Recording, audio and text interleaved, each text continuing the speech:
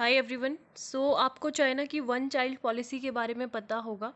और ये जो टॉपिक है हमारी government policies and intervention for development in various sectors and issue arising out of their design and implementation से important है और इंटरनेशनल अफेयर्स के लिए भी इम्पॉर्टेंट है। तो अभी कुछ देर पहले ही न्यूज़ आई है कि China announcement 3 child policy in major policy shift. ठीक है, तो 3 कपल जो हैं उनके 3 बेबीज़ हो सकते हैं। And once in a decade census showed that the population grew its slowest rate during the last decade since the 1950s। ठीक है, तो यहाँ पे अभी चाइना ने ये आज ही अनाउंसमेंट की है मंडे को। मेजर पॉलिसी शिफ्ट देखने को मिल रहा है जहाँ पे एग्जिस्टिंग लिमिट 2 थी चिल्ड्रन की। After recent data shows a dramatic declines in birth and the world most populous country. तो हम सारी जो चीज़ें हैं इंडिया में क्या अप्रोच है और माल्थन का एक माल्थस है, ठीक है, तो माल्थस का क्या थ्योरी दी है पॉपुलेशन के रिगार्डिंग, तो वो सब हम देखेंगे। तो यहाँ पे इनकी पोलित ब्यूरो की मीटिंग थी जो चेयर की गई थी जी जिनपिंग के द्वारा।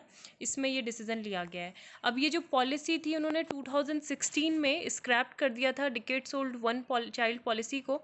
इनिशियली जो इम्पोज की गई थी पॉपुलेशन एक्सप्लोजन को टैकल करने के लिए with a 2 child limit, which failed to result in a sustained surge in birth as the high cost of raising children। Chinese cities में जो है उन्हें फैमिली स्टार्ट करने से भी दिक्कत होती थी।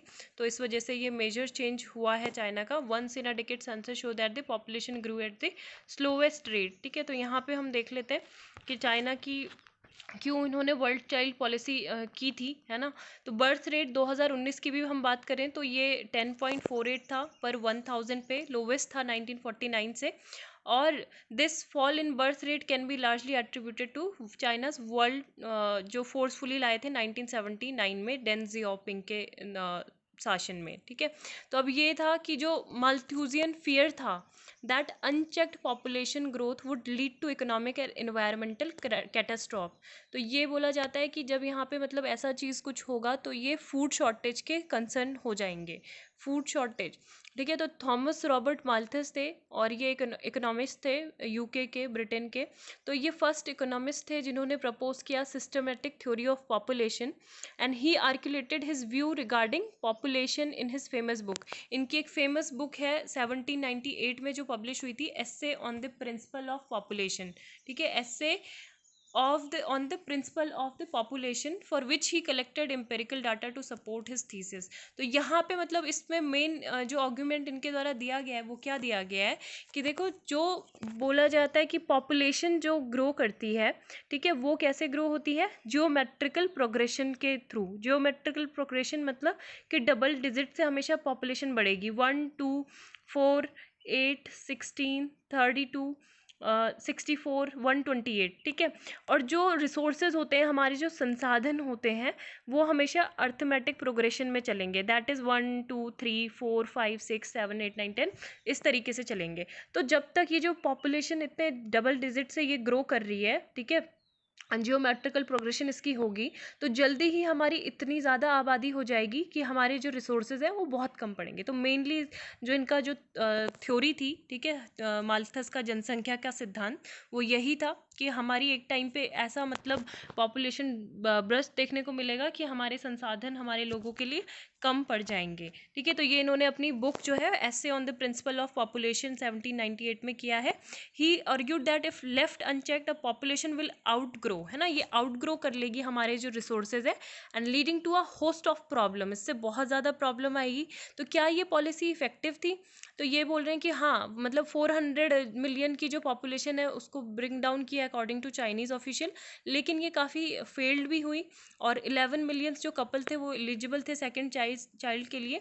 2 मिलियन बर्थ एक्सपेक्टेड थे 2014 में, लेकिन इतनी तरीके से जो डेटा है वो शो नहीं है ना। तो अभी की अगर बात करें तो चाइना ने क्यों 3 चाइल्ड को मतलब ऐसे परमिट दिया है कि आप 3 चाइल्ड भी कंसीव कर सकते हो। तो चाइना अभी ह्यूज डेमोग्राफिक इशू फेस कर रहा है और नेक्स्ट ईयर भी अभी उसको जो बोला गया है कि 2030 तक उनकी जो क्वार्टरली जो पॉपुलेशन होगी वो 60 एज ग्रुप की ही होगी, है ना। तो आपको पता होगा कि डेमोग्राफिक डिविडेंड जो जनसांख्यिकी लाभांश जिसको बोलते हैं, कितना ज़्यादा इंपॉर्टेंट है किसी कंट्री को। हमारे इंडिया में इसकी बहुत ज़्यादा वैल्यू है ना। सो वन चाइल्ड पॉलिसी अच्छी है या बुरी, इसके बारे में देखते हैं। अगर अच्छी है तो क्यों है? ये क्या करती है, ओवर पॉपुलेशन की भी तो समस्या है ना, ओवर पॉपुलेशन की जो प्रॉब्लम है वो इससे दूर होती है, ठीक है, इसके सपोर्ट में। दूसरा, it is seen as practical by some family, कि आप मतलब एक या दो आपके बच्चे रहेंगे, उन्हीं पे आप ज़्यादा फोकस करोगे, उन्हीं की आप एजुकेशन, हेल्थ, सब पे फोकस करोगे, तो वो अच्छे से कुछ काम कर पाएंगे देश के लिए, है ना। तो ये कुछ फैमिली का कंसर्न रहता है, इस वजह से ये जो वन चाइल्ड पॉलिसी है ये अच्छी है। पॉवर्टी रेट इससे कम होता है ना। और अब ये अच्छा आइडिया क्यों नहीं है? क्योंकि इसका जो इन्फोर्समेंट होगा वो अनइक्वल होगा, और ये ह्यूमन राइट की वायलेशन भी है, ठीक है, कि मतलब किसको क्या कितने बच्चे करने हैं, ये एक आपका व्यक्तिगत आपका अधिकार होना चाहिए कि दूसरा कोई ना बोले। ह्यूमन राइट वायलेशन श्रिंक कर देगा वर्क पॉपुलेशन को। जेंडर इम्बैलेंस इससे हो जाएगा, क्योंकि स्ट्रॉन्ग कल्चर प्रेफरेंसेस होगी बॉयज़ की, है ना, लेबर और वर्क के लिए।